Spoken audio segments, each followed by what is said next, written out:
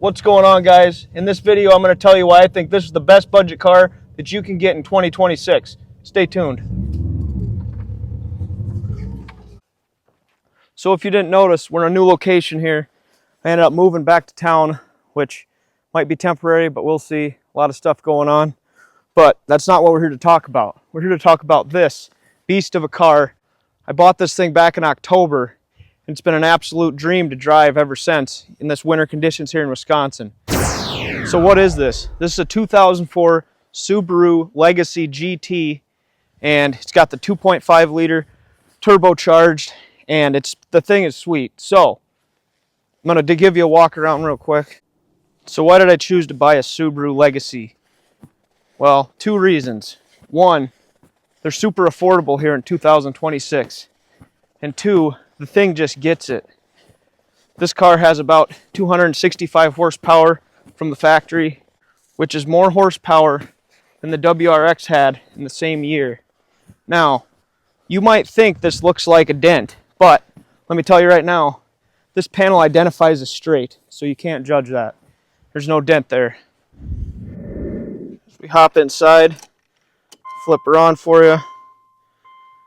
Couple things, this car has 233,000 miles. The gas light's on. It does a nice little blink over here when you're almost out of fuel, so you have no excuses. And like most Subarus, comes standard with the check engine light. So that code's on for an evap leak last time I checked. But best thing about this car, boom, 5-speed manual, all-wheel drive. Nothing too fancy. We got no sunroof, but this thing is an absolute beast. Some of the things it does have: heated seats. Excuse the filthiness of the car. It does not have the navigation system that would normally be in here, so we got Bible tracks and a sucker. 4 doors. Got it full of junk right now. Been moving. But yeah, let's take a look outside. You may notice it sounds a little bit loud. Had to whack the exhaust off because of an unfortunate event that happened.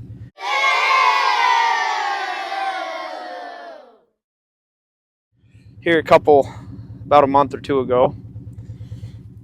I'm debadging it right now. I'm going to put some blacked out badges on it. We have the lesbian, not a lesbian sticker right here, just so that the lesbians all know that I am not one, and they don't start chasing me in this nice looking Subaru, because that's what they like to do. I was getting ran down at stop signs and all kinds of stuff. Up front we got LED headlights. We've got the mesh black grille with carbon fiber red badging. And down here we've got brand new Glacier Techs. These things absolutely eat the snow. Missed a cap right there, don't worry about that. But these things are absolutely awesome in the snow. I have never experienced a vehicle that handles this good in snow conditions. I upped the size, but these are 215/50 17s. Slightly bigger than what was on here stock. Just get a slight bit more ground clearance. I've had no issues. Nothing rubs. Got plenty of clearance up here. No problems. That strut's not too bad. I've seen way worse. But 17-inch wheels. I was planning on putting some summer wheels on it when I get the chance. Thing's filthy. Back inside. We're going to go for a quick drive. Probably won't go too far, or else we're going to run out of gas. So we're going to take it for a quick spin, show you guys what I'm talking about. The roads right now have a bit of snow on them, and I just want to show you what I'm talking about, how this thing just hooks up. Now, I've driven a couple of vehicles that had all-wheel drive. Nothing was as impressive as this is in the handling, just the traction, the get up and go. Like right here, I don't know if you can see, but this is a completely snow-covered road, and this car doesn't even hesitate to just get it in the snow. It's pretty impressive how much tires and all-wheel drive can make a difference, but just pretty sweet how well this thing will just take right off snow conditions. Now, I've driven this thing a little bit off-road in the snow. I've driven it back and forth to work with 3, 4, 5 inches of snow on the road, and I am impressed. If you've ever been white-knuckle driving in a snowstorm and somebody just blows right past you like you're up on jacks, it was probably somebody driving a Subaru, because the symmetrical all-wheel drive of these things, like I say, it just continues to impress. It's kind of something you've got to experience to really understand what I'm talking about, but you can drive on snow-packed roads, glazed over roads. This thing, nothing phases it. I have not put it in the ditch yet, except for that instant that I showed you a second ago. But this, just the power of this thing. I don't know if you'll be able to hear it, but it sounds really good too.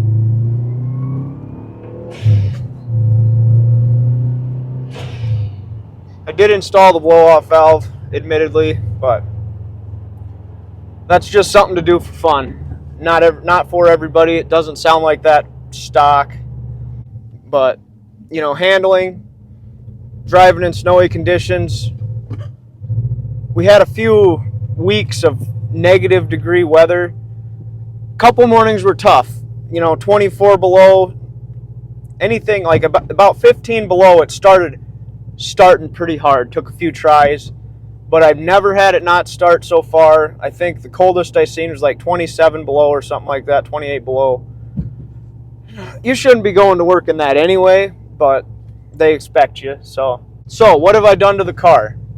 I paid $2,000 for this car, and it needed some work. One of the things was it needed brakes. The owner previously tried to get the rotor off in the front. School bus. And the rotor, they broke off one of the bolts for the caliper bracket. The rotor was super warped, like it wasn't even hardly drivable, but got it home. So I did brakes all the way around, pads, rotor on that side. He had the new one on the driver's side already. Power steering pump right off the bat. Put the pump, put on the new belt. I put a starter in it right away because that was on its way out.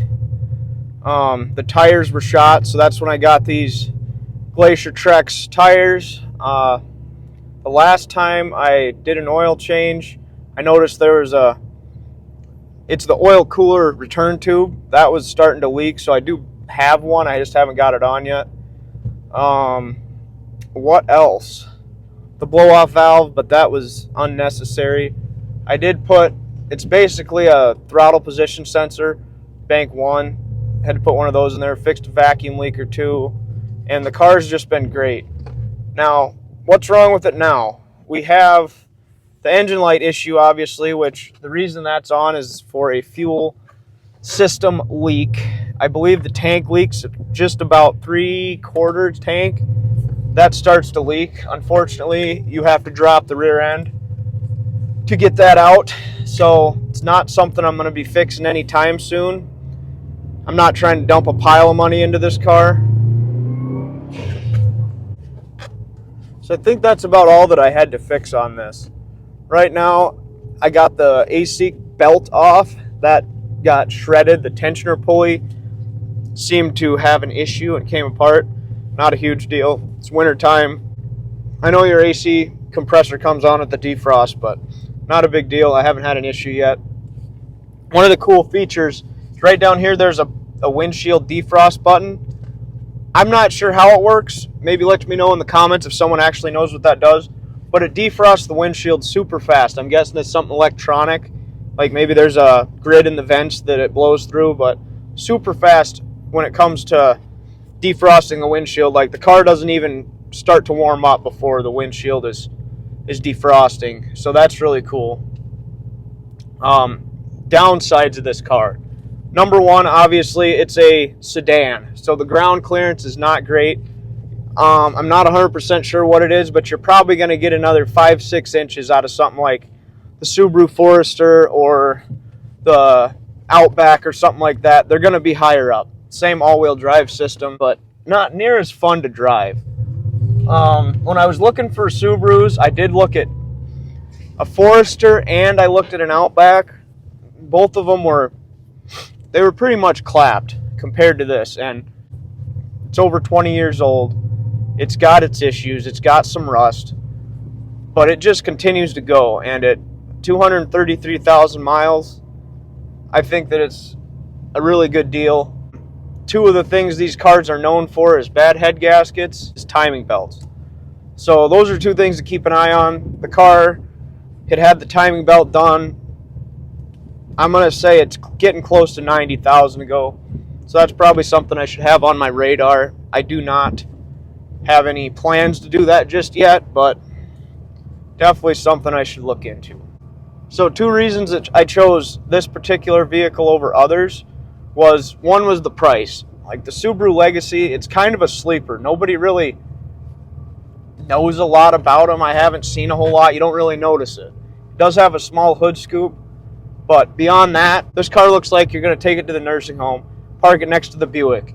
You know, it's really not anything that catches your eye right away. I'm starting to add a few things, but I don't want anything crazy. I'm just trying to go from point A to point B and have something kind of cool.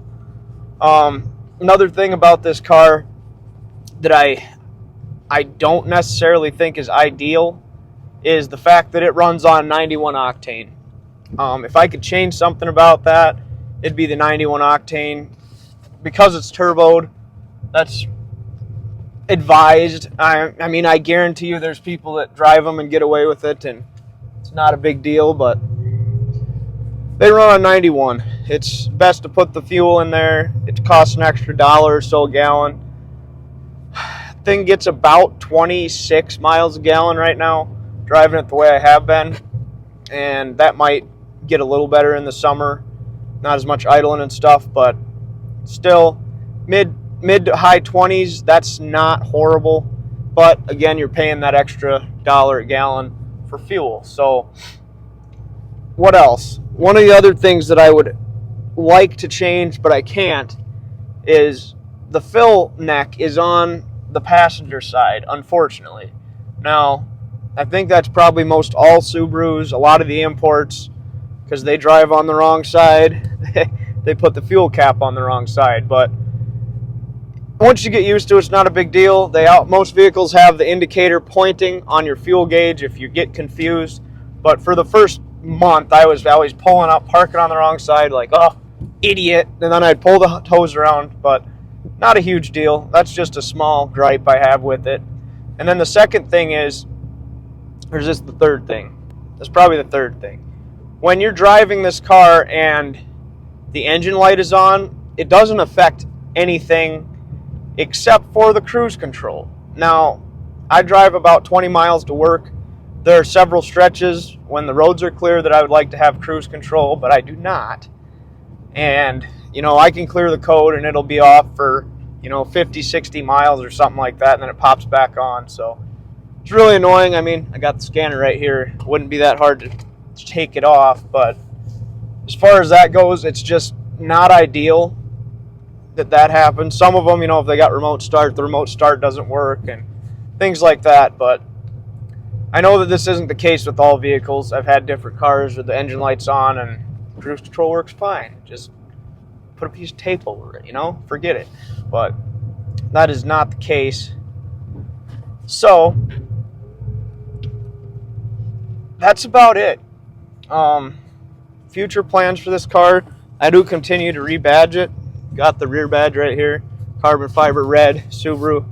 It's a little bit bigger than the old badge, so I'm figuring out how to place that, but not a big deal. I'll get there. I'm a trained professional. I don't advise doing this at your house.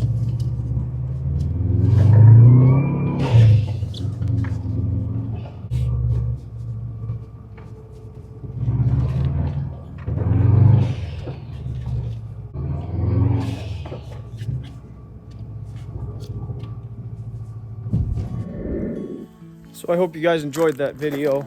Unfortunately, my microphone died, so I'm just gonna take a little walk here and just share some thoughts with you. I mentioned moving here recently, and I've moved a lot of times in my life. It's nothing new to me. Every time I move, it's almost like a feeling of starting over, kind of like you're going backwards, and that can be a lot the same in our Christian life. There's been different times through my life where I've stumbled, I fell, But the Bible tells us that a righteous man falls 7 times and gets back up. You know, it's not about being perfect, but it's about learning from our mistakes. It's about making better choices and, you know, finding the good in the things that we deal with. The Bible tells us that God's mercies are new each morning. You know, there's nothing more comforting to know that we have a God that cares about our problems and that wants us to succeed. He doesn't want the bad things for us. So I hope that you guys can find encouragement here. You know, I'm not a New Year's resolution guy, but it is 2026, and sometimes a new environment, a new big change in your life, it can be a time to start over and maybe make a turn in your life. I don't know what everybody's going through, but I've been through enough stuff in my life to know that God's not far away from us. If we call on him, if we ask him for help, for wisdom, for guidance, you know, he's there to give that to us in every way possible. And even though it seems like maybe in our life we have to start over, the Christian life, you know, you get born into this world, and then hopefully you get born again by the power of Christ. And then when you get born again, it's just a journey. It's a step at a time. It's a walk. You know, Paul said that we need to run with endurance the race that's set before us. That's what he did. Doesn't mean that it's a sprint to the finish line. It's a step at a time. It's a trial at a time. It's a difficulty, and when we come out of that, we can be better equipped to face the next difficulty in our life. Storms are going to come. Difficulty is inevitable, but what are we going to do? You know, before I truly surrendered my life to Christ, I'd be turning towards angry music and alcohol and things like that to help me cope with that, but all of those things really leave you empty. And I'm not saying I'm perfect now, but I have a hope, a living hope, that I know that God is caring and he wants the best for his children. So he also wants the best for you, whoever you are on the other side of this camera. You know, I'm just a dude that makes videos, and my life might not look like anything extravagant, but God has transformed me, and I'm so thankful for that. So I hope you guys enjoyed this video. If you did, you know, drop a comment, drop a like. I appreciate anything I get. I've honestly never had a comment on any of my videos yet, so if somebody wants to comment, tell me something about their car or tell me that I'm an idiot, I don't really care, you know. But yeah, I appreciate any comments I get. Any interaction with the channel is great.